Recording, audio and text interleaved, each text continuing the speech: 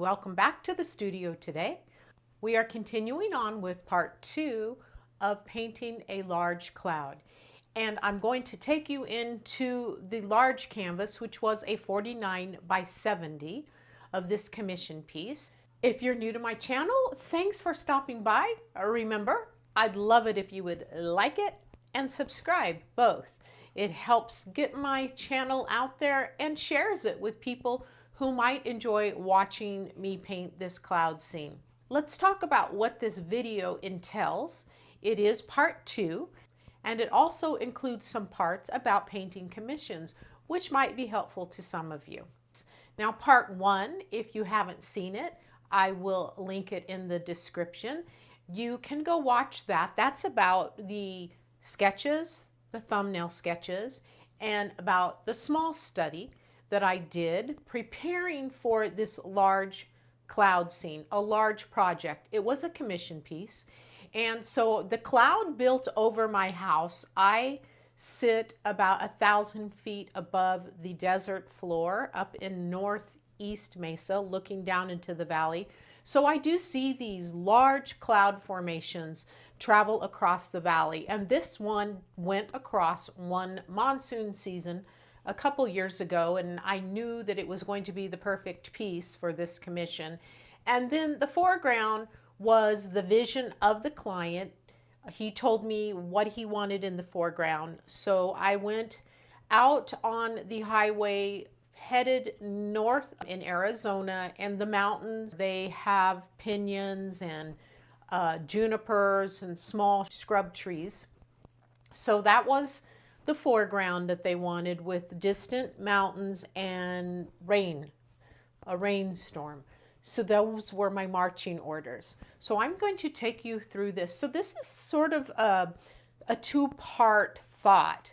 For you that paint clouds, you can watch my process and there can be a learning lesson in this. And then also, this was a commission piece. So what you're seeing is what I filmed for my clients. And then I, in turn, made a video for them.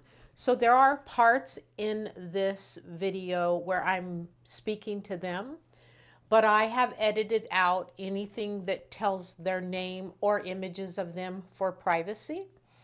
But it just kind of shows you sort of the process in case you ever think about doing commissions. These are some ideas that you could think about doing. And I also go into a very detailed contract with my clients. Now, I think if you're going to do this, you need to build your own contract, because I would never share my contract just for liability reasons. Just for me, I'm not a lawyer, but I built my own. I do a study for my clients, and they have to sign off on the study, which is a written contract.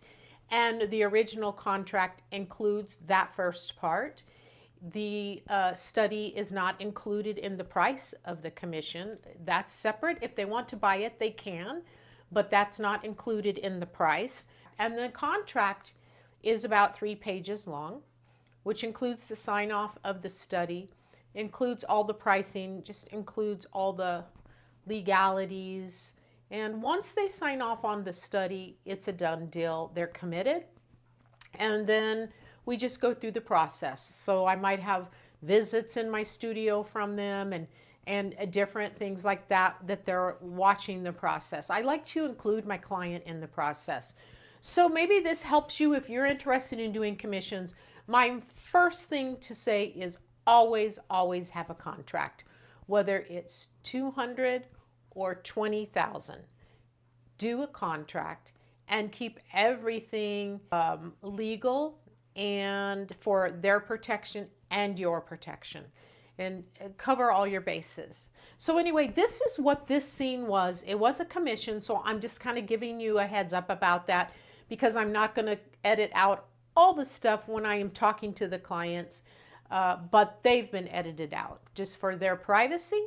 But hopefully maybe this gives you ideas if you are going to do commissions ever. And also if you're a cloud painter or you want to paint skies. I think seeing the process and going on now, this is part 2 of the big piece. Part 1 included the sketches and the study. So let's go paint a big painting.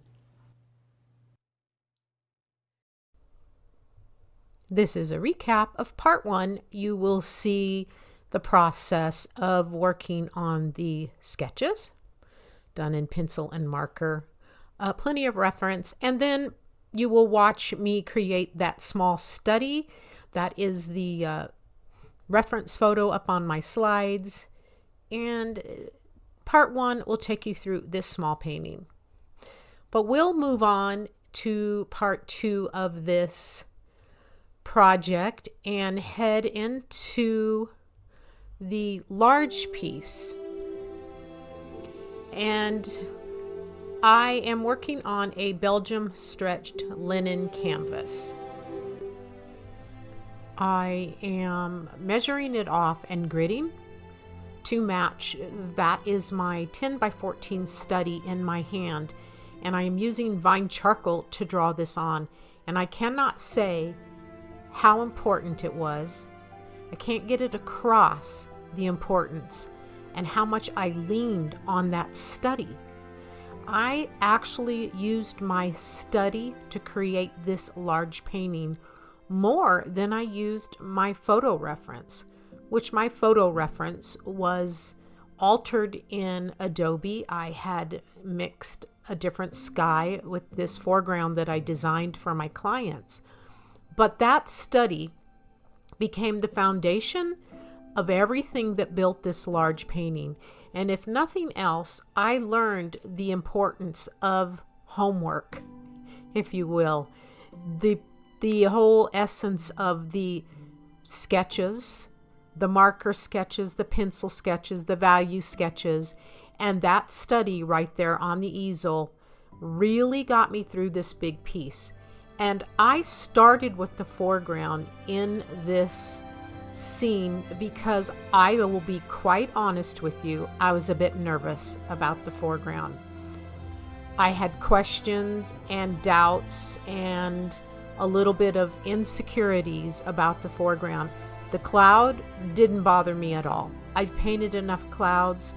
I watched that cloud go across the sky. I was very confident that I would be able to create it. So the foreground I took off on first. Now I am blocking in all the darks. This is how I build my clouds. I start extremely dark and then work up from there. I like to do what I call wipe away and sculpting my drawing. And so that's what you see me doing there. I laid in all that dark, which is my air color. And that is a mixture that I refer to as air and atmosphere. And then I wiped all away, and then I start coming back with the fat, thick paint. And I just keep working. I bring in some subtle grays, some light blues. The glow is the warm reds and pinks.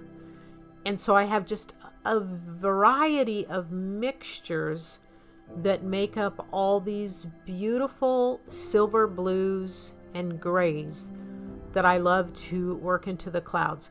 And they're going over wet paint, and you can see some of my mixtures right there.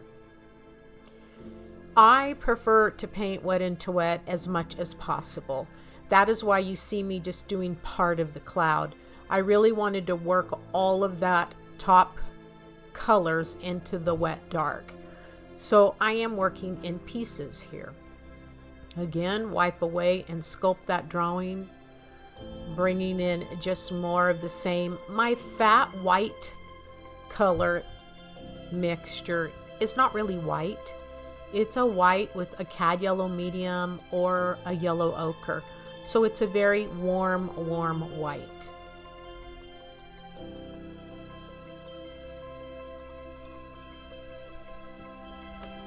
I will push my sky very dramatically dark to build up drama and mood. And then there's a lot of softening of edges all the way around that big cloud. This is a lot of real estate to cover. I don't know exactly how long it took me to get that whole cloud covered, but It was some hours for sure. And I'm using a rosemary fan brush. They're soft fan brushes, just to really lay down some brushwork in the sky. Opposed to having texture, I wanted the sky to be a little bit quieter because the excitement is in the cloud. Working down into the horizon, bringing that beautiful pink glow and building rain squalls. And you can see the study right there below me. I used it the whole time. That's the finished study, 10 by 14. And at the framers, as I had previously said to you that I do make videos for my clients, so this is a follow-up at the end of what I might say to one of my clients. Well, the Arizona Monsoon painting is leaving my studio tomorrow, and I wanted to take this time to thank you for giving me the privilege of creating this vision for the two of you. I really enjoyed the meetings with you. It was fun to get to know you and then to hear what your vision was, what in your heart that you wanted to see. So for me, it was a great privilege to be able to produce it. I had a lot of fun working on your vision of this foreground. Was great fun for me, and it has inspired me actually to paint more of those mountains out there on the way to Flag.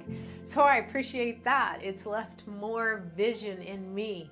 And the storm that brewed that day, I'm always going to remember this. So with that whole monsoon season happening, this has been a real pleasure, privilege for me, and I really wanted to give you a very heartfelt, grateful thank you for allowing me to bring this color into your home.